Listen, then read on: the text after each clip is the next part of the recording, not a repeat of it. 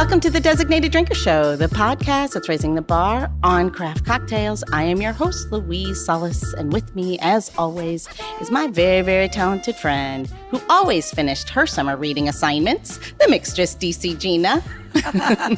Right? Yeah. I mean, good morning or good afternoon or evening. I'm not really sure what time of day it is anymore. We're here at last call. There you go. And so that's all that matters. We're sunlight, right? It doesn't matter what time it is. It's like Vegas and DC. Exactly. It's just happy hour time. Yes. There you go.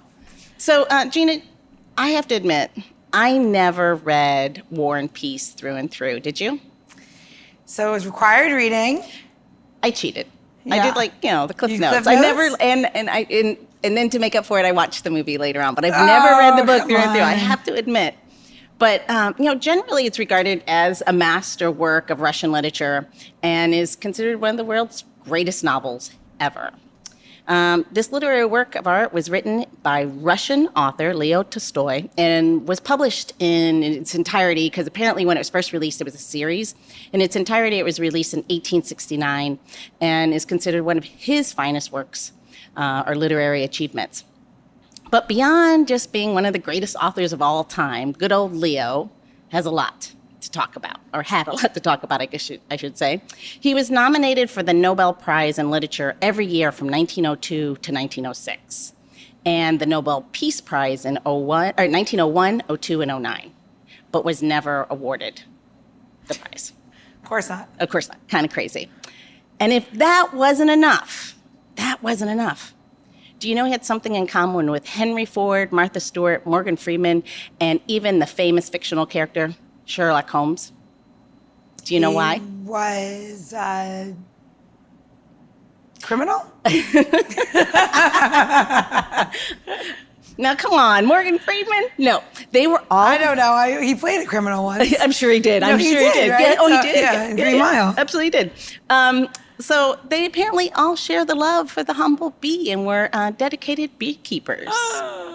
Imagine that. Well, I love that. Yeah. So, that's good company, I think. That's buzzingly great news. Oh, good Lord. Oh, I live on a farm. I couldn't help it. Dad jokes are plentiful when you live on a farm. Good Lord. That was more bitter than sweet. So, get that, honey? Okay. This all leads me to today's designated drinker, because he also has a great appreciation for those yellow and black pollinators. He is Virginia State's Apiarist, KeithTignor. Welcome to the show, Keith. Thank you. Glad to be here.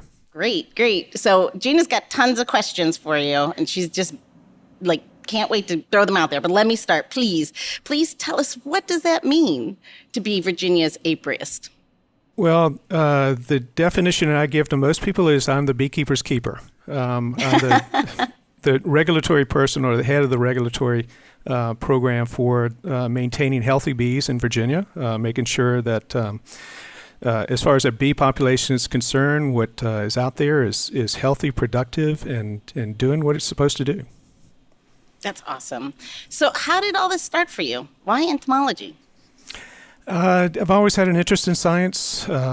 It kind of took hold in middle school and just kept growing throughout high school and college. And last year in college, I took a class in entomology, and it just kind of bit. And I went on for graduate study at Virginia Tech in entomology. And it's kept going. That's amazing. Can you imagine? How does the state hire you to do this? I want to know, how do you, I understand, how I get to, my level. I go to the store, I buy a hive, I call the state and I say, state, what bees am I allowed to have? But how do you become that person is what I want to know. I apply for the job. That's a job listing? Do they have state bartender? Because that's what I want to be. I want to be a bartender at the state level. Well, the state recognizes, and many states do, as well as the nation, recognizes that honeybees in particular are very important pollinators as far as their being able to go out and help plants reproduce. But the other side of it is the name itself, honey. Everybody recognizes honey. Everybody enjoys honey. So we want to make sure that our honeybees in particular, because we use those for agriculture, pollination of many of our crops. There's probably over 80 different crops in Virginia that are pollinated by honeybees. Wow.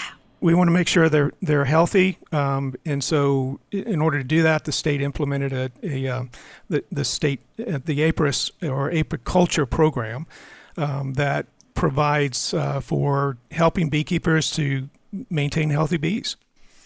All right. Can I break this down? It's all you, sister. Okay, so let's break this down. We're gonna take me. I just bought a farm last year, and we're definitely looking into getting bees. What bees are? So all I hear about is Italian honeybees, right? Everyone's like, "Oh, get Italian honeybees," but there's got to be an American bee, right? I mean, bees don't all migrate from Italy, and they're like, "Hey, I'm here. I like pasta and honey." I mean, like, tell me some about the bees. limoncello. What should we be saving? What should we be doing? If you live in the Northeast, what are we doing? Well, as far as honeybees are concerned, several million years ago, there was a honeybee in North America, but it went extinct.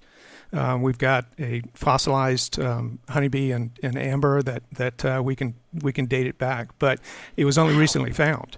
In 1622, ships from England coming into City Point, Virginia, Jamestown settlement, brought hives over. And that was the introduction, as far as we're concerned, it was the introduction of honeybees to North America.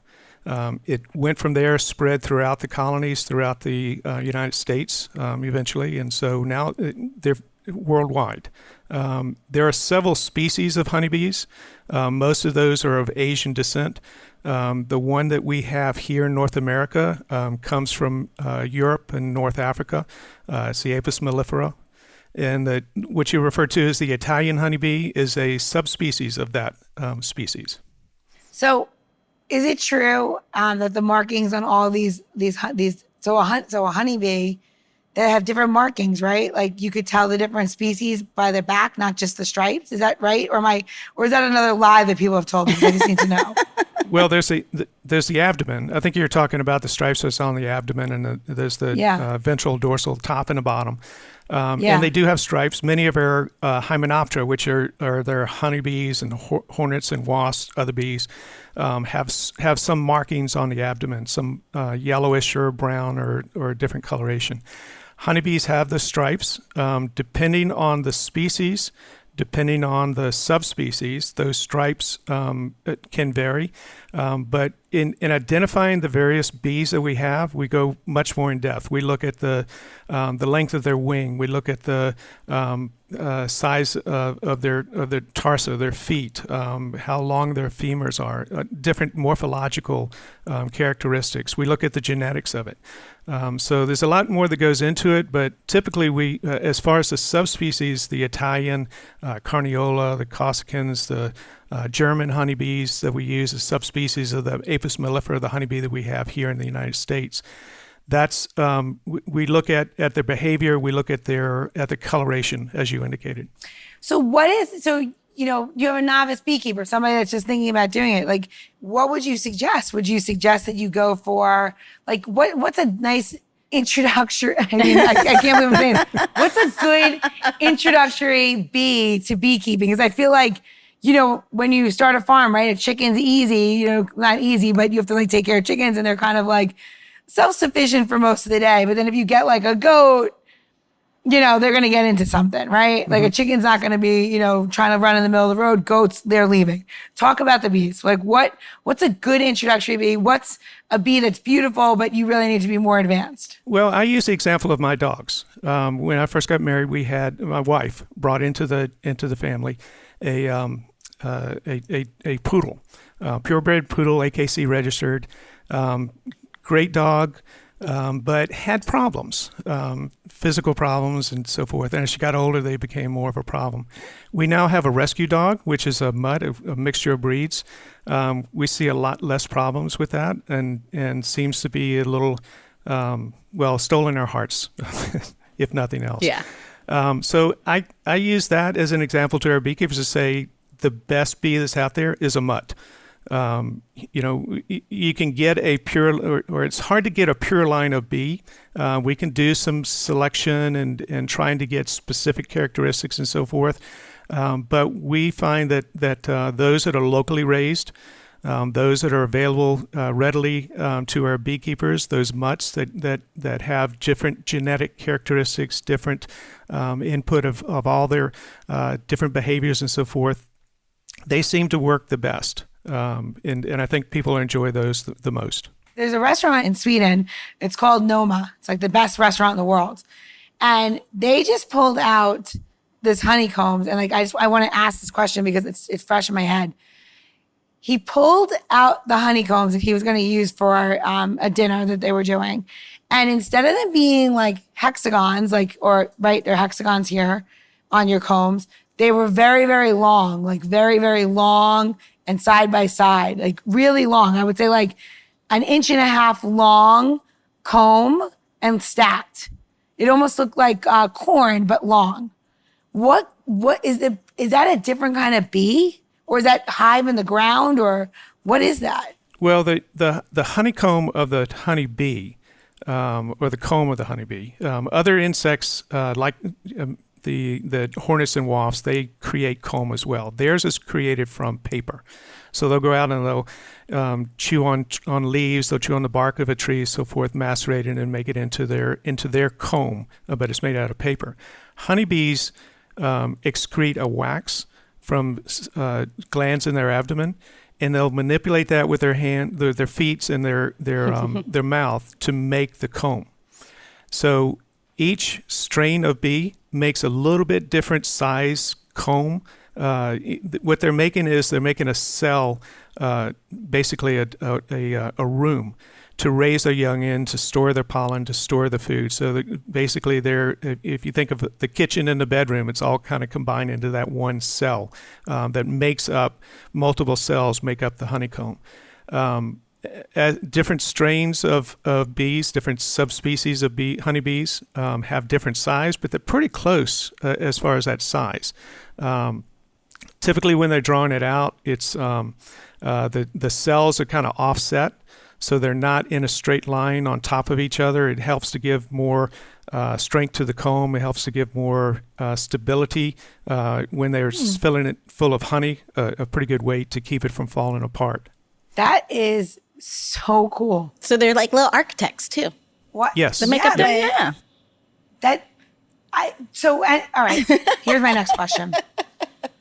I always assumed, and this is wrong, that natural bees make hives and they're round and they're in trees. Just recently, we found a beehive, not a yellow jacket or hornets or anything, in the ground. Is that normal?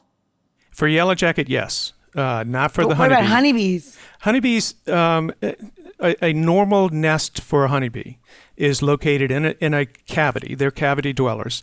So what they're going to be looking for in the forest is a hollowed out tree to build it in. They want to be off the ground, so typically it's going to be anywhere from 8 to 15 feet up in the air. That gives them an advantage of being away from predators. It also gives them an advantage of being away from the ground itself, which can be very moist and cause problems with that moisture. So you're sure it's bees then? I don't know now. My dog found it. Probably it's something else. It sounds like you might have a yellow jacket or a hornet that's in the ground. Well, I found out that this year buying this house that was built in 1767, that literally came over with the original honeybees, apparently. I have these things called Carpenter Bees. Mm-hmm. And yes. Right. So that's crazy. Yeah, we actually, when Keith and I first chatted, I had the exact same question because we have a couple Carpenter Bees, and they're basically making Swiss cheese of my deck. Yeah. But they're also pollinators, so... Yeah, what do you do? I don't want to kill them. What do you do? Well, normally they're going to be chewing on dead wood in the forest, so down trees that have died standing up, so forth. But and chewing through to make a nest. So they're making tunnels and laying eggs in there and raising their young and so forth. But unfortunately, when we think of our house, we think of that as a structure that we live in, and we have fond memories of and want to maintain it and so forth, but it's actually got a lot of dead wood in it. And so that's going to be attractive to the Carpenter bees to utilize that. So if they get into there, of course, they can cause some structural damage, and you want to address that. If you can discourage them from building a nest, from continuing to come back year after year, that's best. But sometimes you can't do that, and so it's kind of a trade-off, as Louise was saying. They are beneficial in the fact that they do some pollination for us. But if they're doing structural damage to our homes, we're kind of concerned about that. And of course, we want to prevent that from happening. Yeah. Oftentimes, it's just a matter of, if you've got bare wood, painting over it, that tends to discourage them. Oh. That's what the exterminator said. Because he came out and my husband was like, yeah, kill them. I'm like, no, don't kill them. We'll do whatever else. He's like, well, you can paint it. So we painted it. And he's like, and I'm very frustrated in my husband because we are very opposite. He's like, hunt it, kill it, it's over. And I'm like, no. We can save it, move it, put it back where it needs to go. And it's, Yep. It's a struggle. Right? So on that note, that's a really good thing that you bring up, Gina. I wanted to talk to Keith about the health of our bee population. We've all heard not so good things in the news, I'm sure. Can you talk to us a little bit about that? And then what is it that we can do as individuals, to Gina's point, not kill the hive? What can we do to help the bee cause? Well, for the honeybees, that was something that occurred back in the 1980s, 1990s. We had a number of invasive species coming in that were detrimental to the bees, specifically to mites that feed on the bees or feed on their offspring, and transmit diseases that can cause problems for them. We've had other things come into the United States since then, other insect species that are detrimental to them, small hive beetle, diseases and so forth that have been spread around. And the United States is not alone in that. We're seeing it in Europe, we're seeing it in other continents as well. The result is that in Virginia, we're losing roughly a third of our hives every winter, and sometimes even more than that because we have summer losses as well. And it's hard to maintain that population when you're losing a third of your workers, a third of your production. To put it in perspective, how many businesses would stay in business if you lost a third of your product every year, a third of your workforce? We just saw that, the pandemic. Yeah. I mean, we're seeing that, and we're seeing businesses close as a result. The things that we are encouraging beekeepers to do is to address those mites that are a problem, particularly the varroa mite, but the other concerns that we have. One of those is a change in habitat. We're seeing a lot of growth of people. So with that infrastructure that's going in to support people, the houses, the roads, the power lines, the shopping malls, and so forth. That's taking food, that's taking harborage away from our pollinators. Honeybees were our first sign of that.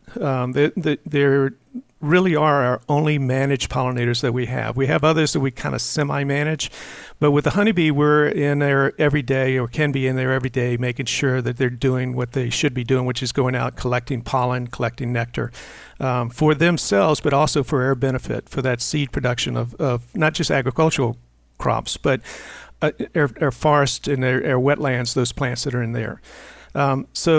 Loss of habitat, we're seeing increased use of pesticides. There's a whole list of things that are impacting our honeybees. And because they're managed, we were able to document that occurring in our honeybee population. Since that time, we've looked at other pollinators as well, our bumblebee populations, or butterfly populations, and so forth, and we're seeing the same things occurring there. A decline in the populations, hard to maintain those species. We're seeing some go on the endangered species list, some getting close to it. A rusty patch bumblebee is one that was just put on the endangered species list.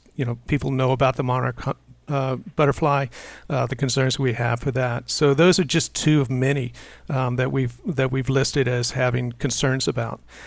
What we can do, of course, is to provide more harborage, more food for them. And for the a typical homeowner, that may be just a matter of putting out a garden, putting out a plot of flowers, putting out bushes, trees that flower throughout the year.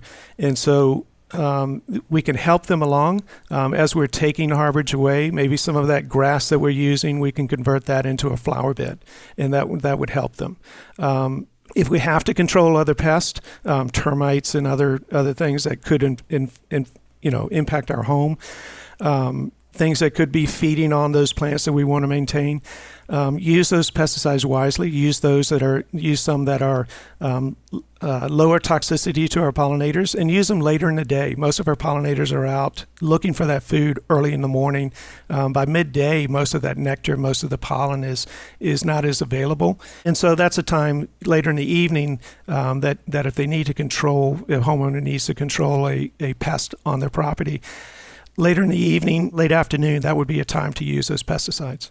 Oh, that's so smart. So bees are not party animals, Gina. They would not be lined up at last call. They are they're going to get a bagel at Buffalo and Bergen, call it early. They're not going to be hanging out here. They would still be lined up at last call, but last call wouldn't be 2:00 in the morning. It would be 2:00 in the afternoon. Yeah. They're day drinkers. I mean, I love that. I was just thinking about our property. We have so much, plants and everything all over the place. I was just thinking, where do you put, if you have a house and you have an acre of land, 2 acres of land, 3 acres of land, whatever. Is it true that you put the bees that far away from your house? Or do you put them in an environment where they're going to thrive? If you have a forest edge, just to say, is that the best place to put your hive? In the forest? Yeah, honeybees, they're going to forage away from the nest. And of course, the closer the food is to the nest, the closer they're going to forage. They're no different than us. We're going to go to our refrigerator before we run to the store to get something. So they're going to go close by. So if there's something outside their door, outside the hive, of course, they're going to go to that first. But they can forage for miles away. We estimate that their foraging range is 2 miles in every direction on a typical day. Wow. So they're covering 12 square miles, looking for food, looking for nectar, looking for pollen. That's a lot of distance for those little tiny wings. All right. Yes. Next question, and then we'll make a cocktail.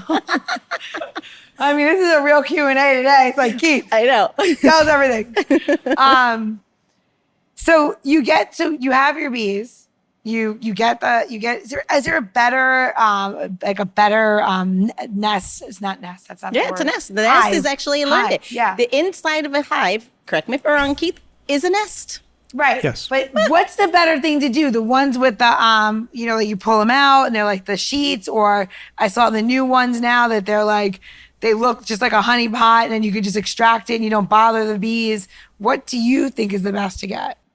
The best hive to have is the one that you're most comfortable with. Oh. As many beekeepers are out there, there's different ways of keeping bees. Everybody does it a little bit differently. Everybody has a little tweak on the hive that makes it a more enjoyable experience for them. What we see out there mostly are what we refer to as the Langstroth hives. So most of our hives are either what we refer to as vertical hives, like the Langstroth, where we're going to be stacking boxes on top of each other, allowing the nest of the bees to expand as they gather more honey or increase the number of the brood or the larval offspring, the population of the nest. The other is a what we call a horizontal box. There's different ones that we have for those. Long box is where we use frames similar to what you were talking about before, where you can pull it out, you can look at the comb and so forth, and put it back in. And so the long box allows you to go horizontally with that. A lot less lifting, as you can imagine. If the vertical keeps going higher and higher, a medium box, what we refer to as the typical box that we want the bees to put the honey in. Once it's full of honey, that can weigh 30, 35 pounds. A deep box, which is about 9 inches deep, that can weigh 60 to 70 pounds. So vertical can get difficult. The horizontal box, the frames that you pick up, the frames that go into the deep box, if it's full of honey, that's about 7 pounds. And that's pretty much all you're lifting as far as checking it out. So again, what's comfortable for you, that's what I typically recommend. There's different styles, different configurations. And so it's just a matter of researching what's out there. maybe contacting a couple of beekeepers, finding out if they have a different style box than what's, or a style box that you're looking at.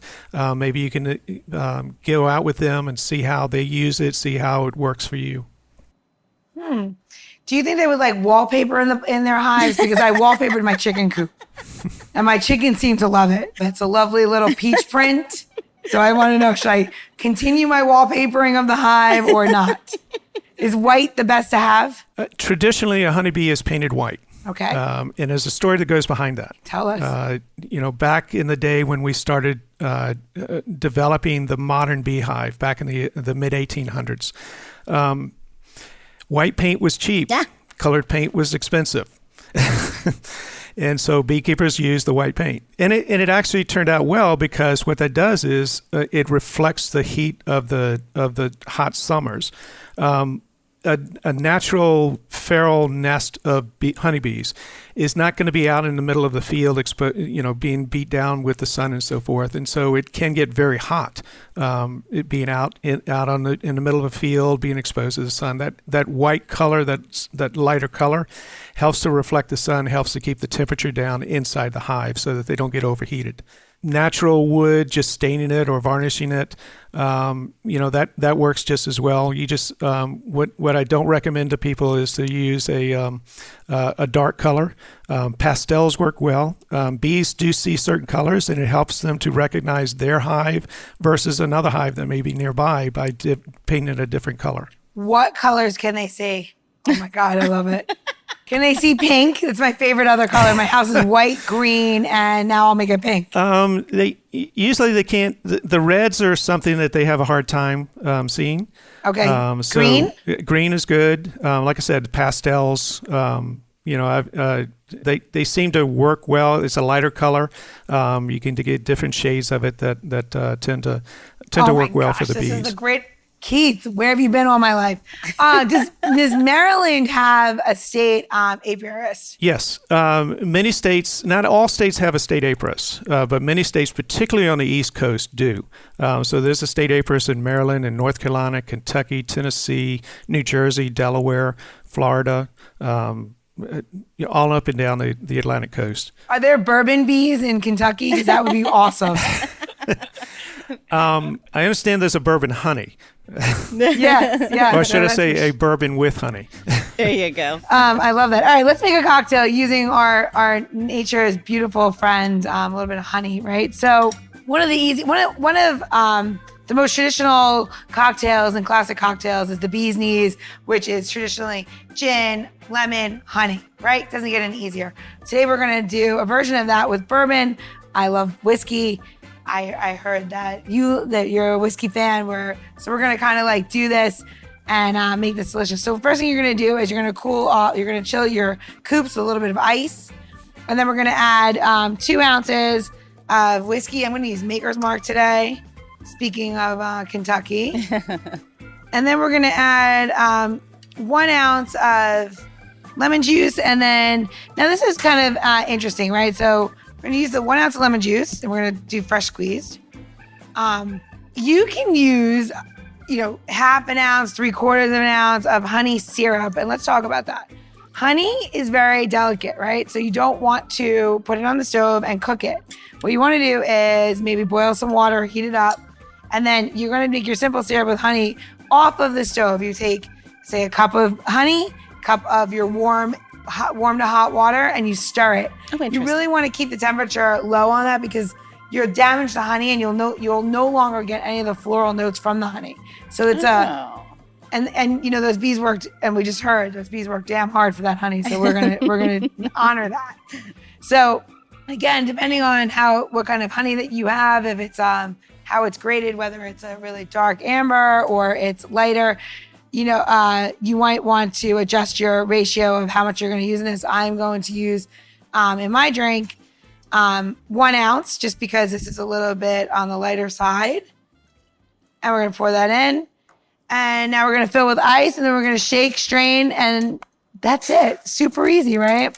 Here's a really little fun tip about this. You can make this ahead of time if you're going to have guests at your house, and you can have it in a pitcher.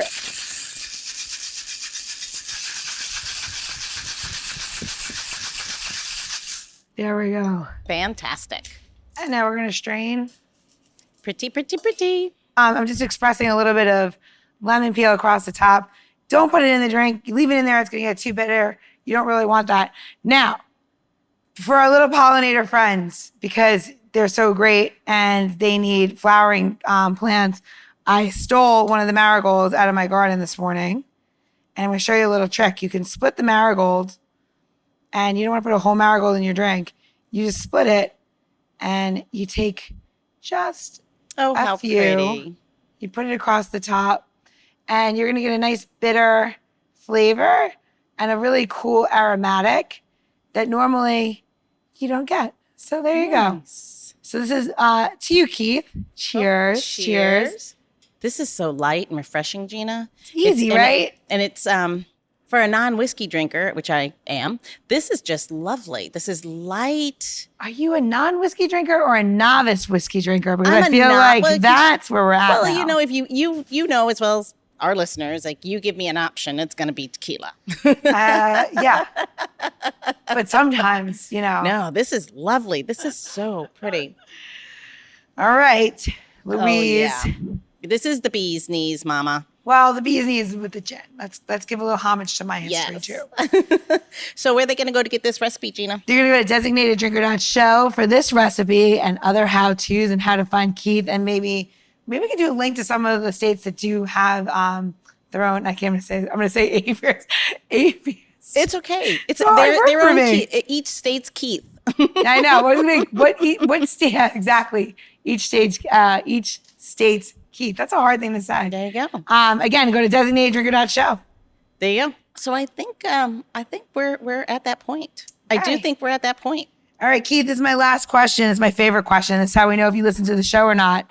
So in this day and age, if you can identify yourself as people identify themselves as all kinds of mythical creatures, or they, put themselves together and they think that they can identify themselves as, and you may, as a German honeybee because you make amazing Riesling and that's like your thing, right?